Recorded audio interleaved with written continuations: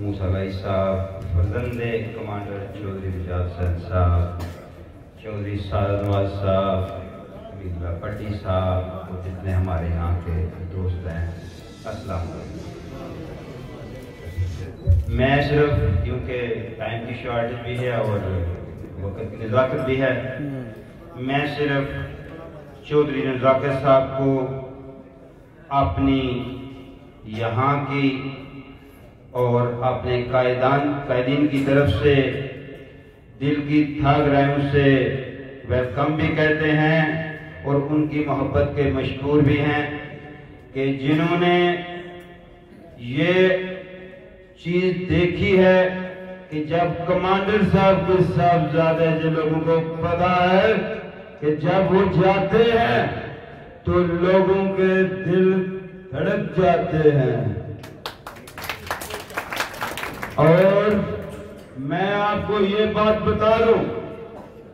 कि जो डर था अहले इलाका को कि यार चौधरी बरादरान बाय सेल्फ उधर नहीं आते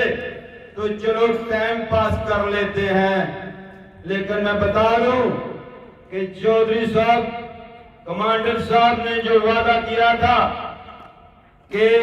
थोड़ा सा सब्र रखें, मैं आपको सरप्राइज दूंगा NA-71 को, वो उन्होंने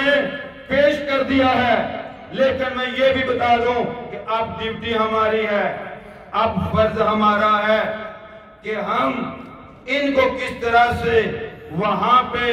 अपना हक अदा करके दिखाते हैं कि NA-71 जो है आपसे कितनी मोहब्बत करते हैं। बात यह है कि वक्त की नज़ाकत है, मुझे हुक्म है और इंशाल्लाह कल बातें होंगी, टाइम से होंगी और आपको डिटेल में हर चीज बताई जाएगी। आज मैं आपको एक और पैगाम देना चाहता हूं कि हमारे भाई कश्मीर में जिस जुल्म में जिंदगी गुजार रहे हैं और ये जो मोदी ने इब्तिदा की है उसकी आखिर हम करेंगे और बता देंगे इंशाअल्लाह, हम उनको बता देंगे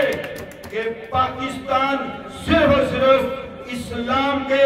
उस तल्ले के साथ जुड़ा हुआ है कि पहले हम सब्र से और सारे अक़वाम मुत्तहिदा को बताएंगे कि जो आपका रेजोल्यूशन है अगर आप उसके अमल करते हैं तो हमारा हक जो है, हक जो हमारा बनता है वो आपके सामने लेके आएंगे। अगर वक्त वो आ गया, अगर वक्त वो आ गया तो खुदा की कसम इंडिया ने जो इब्तिदा सिर्फ कश्मीर के लिए नहीं की, उसने अपने बर्बादी का जो बुनियाद रख दी है, इंशाअल्लाह उसको टुकड़ों में तकसीम करके और कश्मीर को पाकिस्तान के साथ ले जाएंगे। लेकिन वही है कि पीछे से हुक्म आ रहा है। मैं आप सब भाइयों का मशकूर हूँ। Thank you so much.